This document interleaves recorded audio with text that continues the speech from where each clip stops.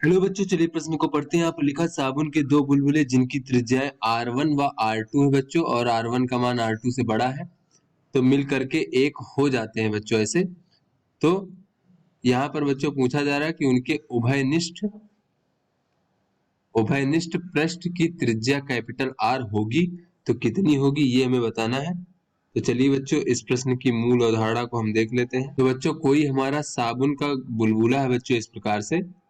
तो बच्चों बुलबुले के भीतर जो वायु दाब होता है वो बाहर के वायु दाब से अधिक होता है बच्चों, और ये अधिक के दाब जो जितना अधिक होता है उसे डेल्टा पी बराबर लिख लेते हैं। तो ये होता है बच्चों 4T भागे कैपिटल आर, जहाँ पे टी हमारा पृष्ठ तनाव है और कैपिटल आर जो है साबुन के बुलबुले की त्रिज्या होती है। तो चलिए बच्चों इस प्रश्न को हल कर लेते हैं। तो यहाँ पर बच्चों कहा जा रहा है कि R1 और R2 त्रिज्या के बच्चों दो बुलबुले हैं इस प्रकार से बच्चों, R1 और R2 त्रिज्या के, जहाँ पे बच्चों R1 का मान अधिक है R2 से इस प्रकार से, जैसा कि यहाँ पर कहा जा रहा है बच्चों। तो उसके बाद कहा जा रहा है, तो यहाँ पर देख लेते हैं बच्चों कि R1 वाले त्रिज्या वाले बुलबुले में जो अधिक की दाब डेल्टा P1 मान लेते हैं, ये कितना होगा, ये हो जाएगा 4T भागे R1।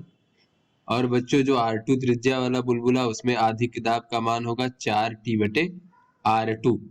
तो यहाँ पर बच्चों R2 का मान छोटा है, यानी कि बच्चों ये डेल्टा P2 का मान अधिक होगा डेल्टा P1 से।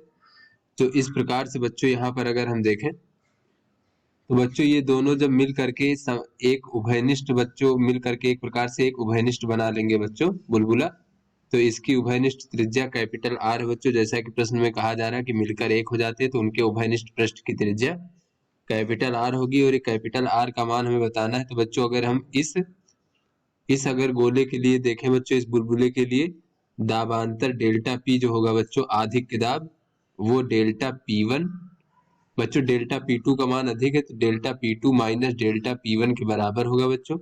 तो अगर डेल्टा P बराबर इसके लिए देखें बच्चों तो ये हो जाएगा 4T भागे त्रिज्या इसकी कैपिटल आर है बच्चों, और ये हो जाएगा 4T भागे R2 माइनस 4T भागे R1। तो बच्चों ये 4T से 4T कट जाएगा और त्रिज्या ये R बराबर हमें प्राप्त हो जाएगा R1 R2 भागे बच्चों R1 माइनस R2 इस प्रकार से।